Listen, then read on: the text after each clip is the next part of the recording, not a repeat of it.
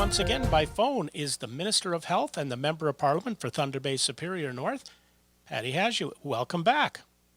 Thanks very much, James. We go into another week, and we've got lots that's been going on this week. It started, I guess, this morning with the minister with the Chief Medical Officer of Health talking about the COVID-19. What's happening? What do our readers need to know?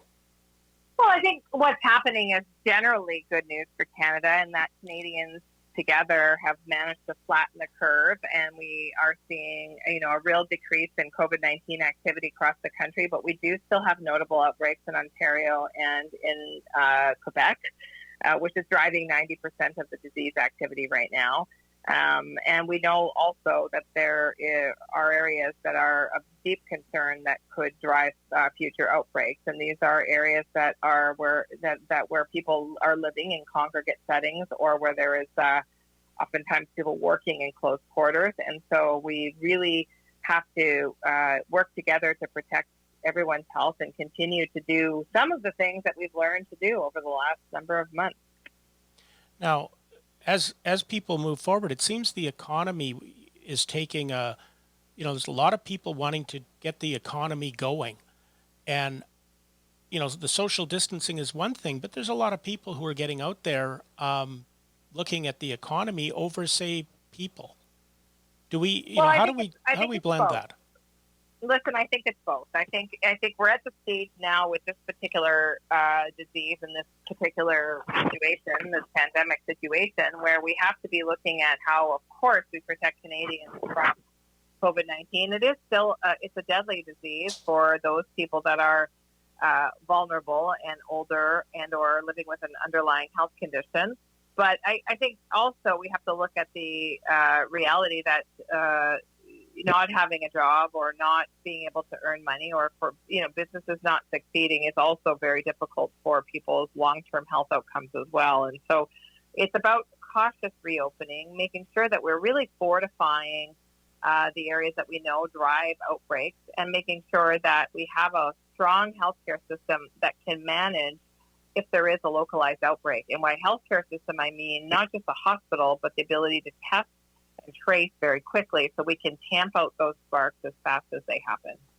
Now, in Thunder Bay in the last week, we've had a doctor who ended up with COVID-19 and exposing it, and there's been about 300 tests at the Thunder Bay Regional Health Sciences Center. What are you hearing on that? What can you share with our readers? Well, I've spoken actually with Dr. Kennedy and Dr. DeMille about that particular incident. Look, I think it will happen. I think the thing with COVID-19 is that the symptoms can be very mild, and they can be confusing. I think about people who have allergies, and many people in my life who have seasonal allergies that felt pretty unwell this season, really high pollen counts, sore throats. I will say to people, if you're at all wondering if you might have COVID-19, or if you think that you might not be feeling well, it's worth it to go get a test. And in Ontario, we know now that the testing regime is very, very accessible. Just call the public health unit, and they will set you up with a place to go and get tested. It can be something as mild as a headache or a sore throat, chronic diarrhea, things that are kind of, I would say, quote unquote, normal, that we normally have learned to live with as just the signs of a cold coming on. But the faster that we can find out that we have COVID-19, the faster we can protect the people in our lives by isolating ourselves or keeping ourselves, away from others, so that we can protect those people. Now, here in Thunder Bay tomorrow, there's a rally planned at Waverley Park in Thunder Bay Superior North for Black Lives Matter. The mayor has come out, and others at the health unit, just saying to keep, the social distancing and practice the safety. Yeah, I think, listen, one of the things I've been saying, because people have been asking me about what to do about a variety of different situations, your local public health office is a very good source for reliable information about a couple of things. One, what kinds of disease activity are you seeing in your own region? But two, how to best protect yourself. And I know I spoke with Dr. DeMille about this earlier this week. And the national advice that we've given is very much the same as the local advice. If you're going to attend, and people, I can understand, are moved and want to be allies and want to raise their voices, But I would say raise your voices using a sign if possible. We know that loud speaking or yelling propels droplets further. Make sure you're wearing a mask. It would be obviously very respectful of the people that are in the rally with you, that you wear a mask to protect them from your droplets, and that this is, obviously an area where keeping physical distance of 2 meters or more may be difficult from time to time. So mask wearing would be very appropriate. And finally, bring some hand sanitizer so that if in between, rallying and eating or whatever the case may be, that you have a way to clean your hands and to clean your phone and all of that kind of thing. So I think it's really important that people do this. And the final thing is, if you're feeling unwell, then it is the safest and kindest thing to do would be to not attend the rally. That's good advice, Minister. I'm going to shift a little bit. Let's talk about the economy.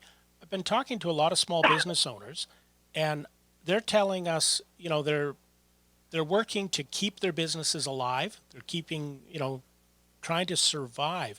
And one of the questions they've asked is that, over time, the federal FedNor has been there funding business expansion. Do you think FedNor is going to have to be doing some shifting to start having, say, business survival? We're working on that as we speak, and I know that FedNor now has a new capacity to fund, for example, things that drive local tourism in a much greater capacity. There are a number of other supports, though, as you know, for small businesses, and these include small business loans. They also include wage supplements for people that can't access small business loans. We're working on making the rent relief more easily accessible with provinces, and I know the Premier Ford spoke about that as well this week. So we've put a lot into place to try and make sure that no matter what the situation is for small businesses, that there is an access to support for them to make it through. And listen, we know that in order to come back from an economic perspective, we need to make sure we help small businesses survive, but also from a quality of life perspective. I mean, I think about living in Thunder Bay from the perspective of the 80s to now.